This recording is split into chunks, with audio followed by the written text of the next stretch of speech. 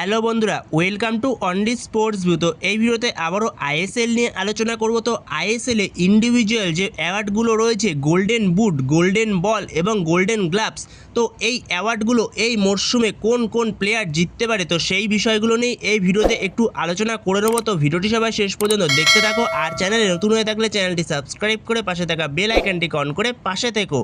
তো সেখানে এই মরশুমে যেহেতু আইএসএলটা ছোট করে অনুষ্ঠিত হচ্ছে, তো সেই কারণে খুব বেশি গোল অ্যাসিস্ট এই মরশুমে দেখা যাবে না, এটা স্বাভাবিক। তো সেখানে যেই প্লেয়ারটাই গোল্ডেন বুট বা গোল্ডেন বল জিতুক না কেন, তো সেই প্লেয়ারের গোল বা অ্যাসিস্ট কমই থাকবে এই মরশুমে। যেহেতু ছোট করে আইএসএল হচ্ছে, 13টা ম্যাচের আইএসএল, তো সেই কারণে কম হবে, এটা স্বাভাবিক। তো সেই জায়গাতে যদি সবার প্রথমে গোল্ডেন বুট নিয়ে আলোচনা করি, তো গোল্ডেন বুট যে পায়, তো সে হলো সবথেকে বেশি যে টুর্নামেন্টে গোল করে, তো তাকেই গোল্ডেন বুট দেওয়া হয়। তো সেখানে যদি এরকম প্রশ্ন আসে যে দুটো প্লেয়ার যদি সেম গোল করে, তো সেক্ষেত্রে তখন কি করা হবে, তো সেখানে যদি দুটো প্লেয়ার সেমই গোল করে, তো সেক্ষেত্রে তখন মিনিট দেখা হবে কোন প্লেয়ারটা কত কম মিনিটে গোল করেছে। তো সেক্ষেত্রে যদি মিনিটও তখন সব কিছু এক হয়, তো সেক্ষেত্রে তখন দেখা হবে কোন প্লেয়ারটা গোলের সঙ্গে কটা অ্যাসিস্ট করেছে, তো সেই হিসেবেই দেওয়া হবে গোল্ডেন বুটটা, তার হাতেই তুলে দেওয়া হবে। তো সেখানে যদি গোল্ডেন বুটের রেসে কে কে রয়েছে, তো সেখানে গোল্ডেন বুটের রেসে 4 নম্বরে রয়েছে এফসি গোয়ার প্লেয়ার ডেজান ড্র্যাজিক, যে কিনা গোল করেছে 10 ম্যাচে 6টা, এবং তার হাতে আর 3টে ম্যাচ রয়েছে। তো 3টে ম্যাচে সে কটা গোল করতে পারে শেষ অবধি দেখা যাক।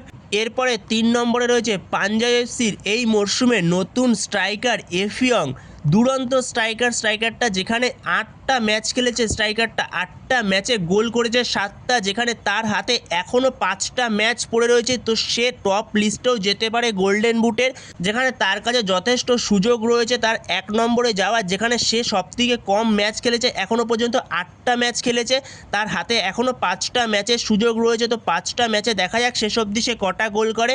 তো এরপরে 2 নম্বরে রয়েছে মোহনবাগানের অস্ট্রেলিয়ান স্ট্রাইকার জেমি ম্যাকলারেন, যে কিনা 9 ম্যাচে 8টা গোল করেছে, সে 2 নম্বরে রয়েছে এবং তার হাতে আর ম্যাচ রয়েছে 4টে। তো 4 ম্যাচে কটা গোল করে দেখা যাক জেমি ম্যাকলারেন। তো এরপরে 1 নম্বরে যেই প্লেয়ারটা রয়েছে, তো সে হলো এই মরশুমে ইস্টবেঙ্গলের নতুন স্ট্রাইকার ইউসেফ ইজ্জেজারি। তো সেই ইউসেফ ইজ্জেজারি সে 9 ম্যাচে 9টা গোল করেছে। তো এই ইউসেফ ইজ্জেজারির কাছেও আরও 4টে ম্যাচ রয়েছে, তো দেখা যাক 4 ম্যাচে সে আর কটা গোল করতে পারে, সে কি টপ স্কোরার হতে পারে, নাকি পেছন থেকে জেমি ম্যাকলারেন টপ স্কোরার হয়, নাকি এফিয়ং। তো খুব জমে উঠেছে গোল্ডেন বুটের রেসের লড়াইটা। তো শেষ অবধি দেখা যাক কোন প্লেয়ার গোল্ডেন বুটটা জেতে। যেখানে আমি তোমাদের বলেছিলাম যখন সিজনের প্রথমে গোল্ডেন বুট এবং গোল্ডেন বল নিয়ে একটা ভিডিও বানিয়েছিলাম, তো সেক্ষেত্রে গোল্ডেন বুটের রেসে সেই সময় বলেছিলাম যে এই ইউসেফ ইজ্জেজারি প্লেয়ারটা সে 1 থেকে 3-এর মধ্যে থাকবে। তো সেই প্লেয়ারটা এখন বর্তমান সময় 1 নম্বরে রয়েছে গোল্ডেন বুটের রেসে। তো সেখানে দেখা যাক শেষ পর্যন্ত কে জিততে পারে গোল্ডেন বুটটা এই মরশুমে। তো এরপরের অ্যাওয়ার্ড হলো গোল্ডেন গ্লাভস। তো এই গোল্ডেন গ্লাভস যে টুর্নামেন্টে সবথেকে বেশি ক্লিন শিট রাখে, তো তাকেই দেওয়া হয় গোল্ডেন গ্লাভস, সেই গোলকিপারের হাতেই তুলে দেওয়া হয়। তো সেখানে যদি দুটো গোলকিপারের ক্লিন শিট সমান হয়, তো তখন দেখা হয় কোন গোলকিপার কটা গোল খেয়েছে। তো সেক্ষেত্রে যদি সেটাও সমান হয়, তো সেক্ষেত্রে তখন দেখা হয় কোন গোলকিপার কটা সেভ দিয়েছে।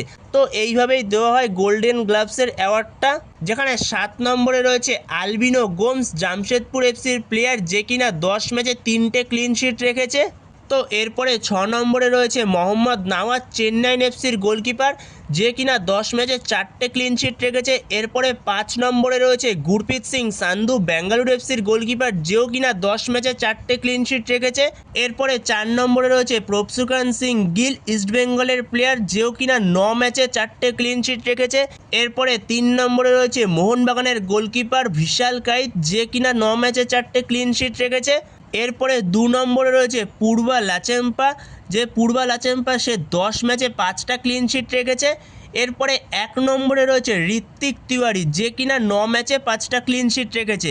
তো ঋত্বিক তিওয়ারির হাই পসিবিলিটি রয়েছে এই মরশুমের গোল্ডেন গ্লাভসটা জেতার, যেখানে তার পেছনে পূর্বা লাচেম্পা রয়েছে। পূর্বা লাচেম্পা যারও কিনা 10 ম্যাচে 5টা ক্লিন শিট রয়েছে, তার পেছনে রয়েছে প্রভসুকান সিং গিলের মতো প্লেয়ার রয়েছে, এছাড়াও ভিশাল কাইতের মতো গোলকিপার রয়েছে, যার কিনা 9 ম্যাচে 4টে ক্লিন শিট রয়েছে, যেখানে ভিশাল কাইতের হাতেও এখনও 4টে ম্যাচ রয়েছে।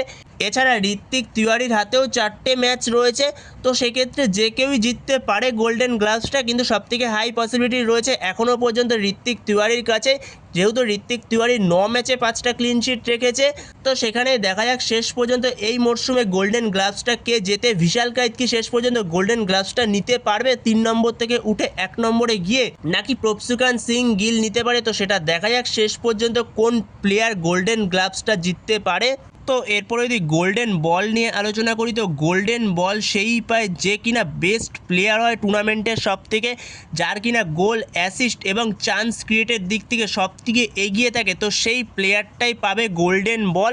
যেখানে আইএসএলের ক্ষেত্রে অনেক সময় দেখা হয় যেই টিমটা আইএসএল লিগ শিল্ড জিতেছে, তো সেই টিম থেকে যেই প্লেয়ারটা সব থেকে বেস্ট পারফরমেন্স করেছে, তো সেই প্লেয়ারটার হাতেই গোল্ডেন বল তুলে দেওয়া হয়। যেখানে আগের মরশুমে আলাদিন আজেরি যে কিনা সব থেকে বেস্ট পারফরমেন্স করেছিল, তার ওপরে কোনো প্লেয়ারই অত সুন্দর পারফরমেন্স করতে পারেনি।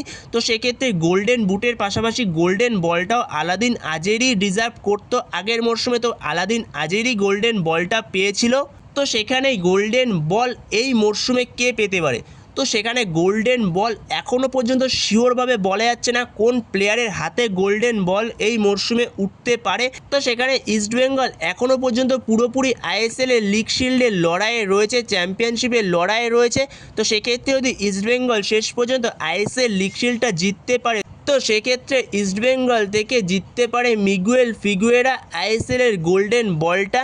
যেখানে মিগুয়েল ফিগুয়েরা সে 8 ম্যাচে 4টে অ্যাসিস্ট এবং 2টো গোল করেছে। যেখানে মিগুয়েল ফিগুয়েরা 2টো ম্যাচ ব্যান খেয়েছে, তার মধ্যে একটা ম্যাচ হয়ে গেছে আর একটা ম্যাচেরই ব্যান রয়েছে, তারপরেও সে 3টে ম্যাচ হাতে পাবে। তো সেক্ষেত্রে যদি সেই 3টে ম্যাচে আরও ভালো কিছু করতে পারে, তো সেক্ষেত্রে মিগুয়েল ফিগুয়েরার হাতেও উঠতে পারে গোল্ডেন বলটা। এছাড়াও আরও একটা প্লেয়ার রয়েছে যার হাতে কিনা এই মরশুমের গোল্ডেন বলটা যেতে পারে, সে হলো এফসি গোয়ার প্লেয়ার ড্রেজান ড্র্যাজিক, যেও কিনা 6টা গোল করেছে এবং 2টো অ্যাসিস্ট করেছে 10 ম্যাচে। তো এই ড্রেজান ড্র্যাজিক, তার হাতে এখনও 3টে ম্যাচ রয়েছে, তো এই ড্রেজান ড্র্যাজিকের হাতেও উঠতে পারে এই মরশুমের গোল্ডেন বলটা।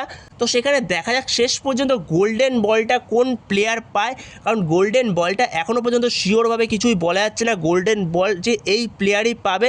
যেখানে অন্য বছর যেরকম প্রেডিক্ট করা যায় আগে থেকে যে এই প্লেয়ারটা গোল্ডেন বল পেতে পারে, তো সেখানে এই মরশুমে সেটা এখনও পর্যন্ত বোঝা যাচ্ছে না, যেহেতু আইএসএলটা ছোট করে অনুষ্ঠিত হচ্ছে। তো সেই কারণে এখনও পর্যন্ত সেরকম কোনো প্লেয়ারের পারফরমেন্স খুব একটা চোখে পড়ছে না।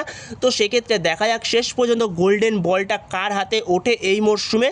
তো তোমাদের কি মনে হয় এই গোল্ডেন বল, গোল্ডেন বুট এবং গোল্ডেন গ্লাভস, এই 3টে ইন্ডিভিজুয়াল অ্যাওয়ার্ড কোন কোন প্লেয়ারের হাতে উঠতে পারে? তো সেই ব্যাপারে তোমাদের মতামত অবশ্যই কমেন্ট বক্সে জানিও।